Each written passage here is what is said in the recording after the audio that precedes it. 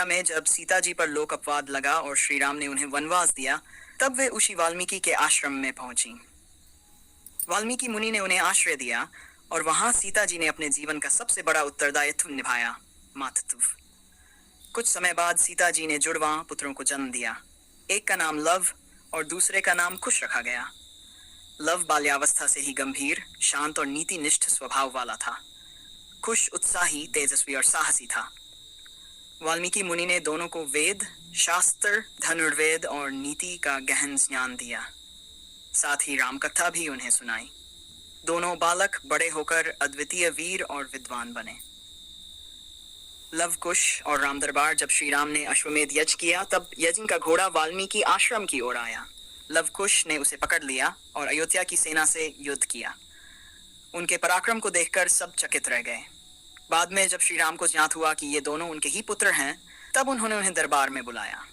परंतु उस समय भी दरबार में कुछ लोग सीता जी की पवित्रता पर प्रश्न उठाने लगे। सीता जी का राम दरबार में आगमन जब लव कुश को स्वीकारने का समय आया, तब वाल्मीकि मुनि स्वयं सीता जी को लेकर अयोध्या पहुंचे।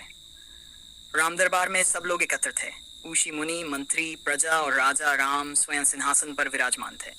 वाल्मीकि जी ने कहा, हे राम, सीता सर्वथा पवित्र है। उन्होंने आपके अतिरिक्त कभी किसी का स्मरण तक नहीं किया। यदि आपको संदेह है तो वे स्वयं अपनी पवित्रता प्रमाणित करेंगी।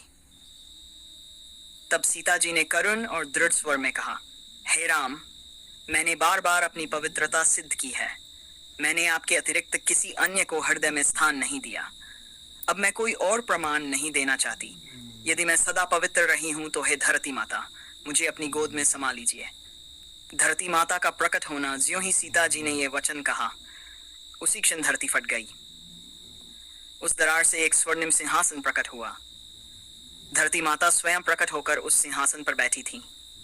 धरती माता ने सीता जी को अपने अंक में लिया और धीरे धीरे धरती पुनः बंद हो गई। पूरा राज दरबार स्तब्ध रह गया। आकाश से पुष्पवृष्टि होने लगी। देवगण स्तुति करने लगे। राम का हृदय विदीर्ण हो गया, परंतु वे जानते थे कि यह सीता जी का अंतिम निर्णय है।